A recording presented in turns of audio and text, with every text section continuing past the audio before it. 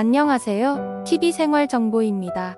반갑습니다. 죽음을 앞두신 분이나 부모님 죽음을 앞두신 분이라면 이 글을 꼭 읽어보세요. 죽음은 삶의 끝을 의미합니다.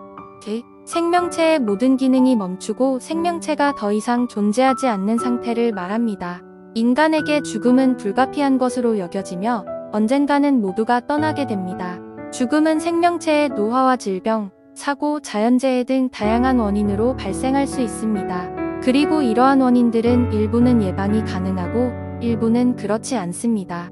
하지만 죽음은 생명체가 살아가는 동안 마주치는 필연적인 순간이기 때문에 언제든지 어떤 상황에서든 발생할 수 있습니다. 죽음은 인간의 물리적인 존재에 대한 끝이지만 종종 인간들은 죽음을 종교적, 철학적, 문화적으로 해석하며 이를 통해 죽음에 대한 이해와 대처 방식을 구축합니다. 또한 죽음은 인간들에게 감정적으로 매우 힘든 일이며 이에 대한 절차와 관습이 각 문화에서 존재합니다.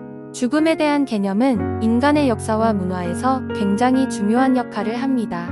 죽음을 다루는 예술작품, 문학작품, 종교, 철학 등이 존재하며 이를 통해 죽음에 대한 이해와 대처 방식을 탐구하고 공유합니다. 가장 흔히 경험하는 것이 세대 간의 간격적인 죽음입니다. 보통 60세부터 90세를 사는 사이에 한 세대가 지고 새로운 세대로 이어지는 자연스러운 이별을 말합니다. 이때 조모님이나 부모님이 세상을 떠나십니다. 부모님이 세상을 떠나시는 것은 매우 슬픈 일입니다. 이때 우리가 할 수 있는 최선의 일은 그들을 기억하고 그들이 떠나기 전에 그들과 함께한 순간들을 소중히 여기는 것입니다. 부모님이 세상을 떠나기 전에 할 수 있는 것들에는 다음과 같은 것들이 있습니다. 1. 마지막 인사하기. 부모님이 마지막 숨을 거두기 전에는 부모님께 마지막 인사를 드리는 것이 중요합니다. 그들이 떠날 때 함께 있어서 그들을 위로해주고 사랑한다는 말을 전해주는 것이 좋습니다. 2. 유언장 작성하기. 부모님이 떠나신 후에는 유언장은 매우 중요합니다. 유언장은 부모님의 의지를 반영하고 그들의 생전의 의사결정을 따르는 것입니다. 따라서 유언장을 작성하고 저장하는 것이 좋습니다. 그래야 형제나 자매의 분쟁이 없어지게 됩니다. 3. 가족 모임 준비하기. 부모님이 떠나시면 가족이 모여서 함께 추억을 나누는 것이 좋습니다. 이를 위해서는 가족 모임을 계획하고 모든 가족 구성원을 초대하는 것이 좋습니다. 4. 장례식 계획하기. 부모님이 떠나신 후에는 장례식을 계획하는 것이 필요합니다. 이를 위해서는 장례식의 종류와 예산을 결정하고 장례식장을 예약하는 것이 중요합니다. 5. 상속 문제 해결하기. 부모님이 떠나신 후에는 상속 문제가 발생할 수 있습니다. 이를 위해서는 상속 관련 문제를 미리 해결해 놓는 것이 좋습니다.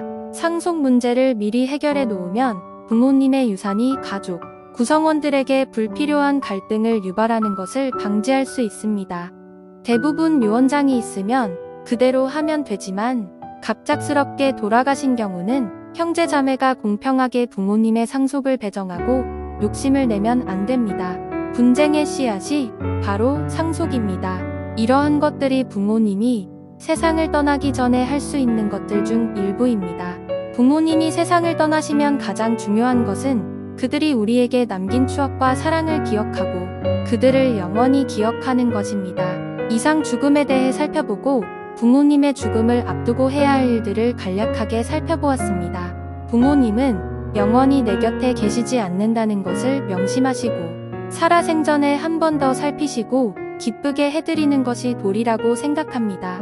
TV생활정보에서 빠르고 다양한 인간의 정서적, 신체적, 사회적 측면의 삶의 정보를 알려드렸습니다. 좋아요, 구독 부탁드립니다. 영상 제작에 힘이 됩니다.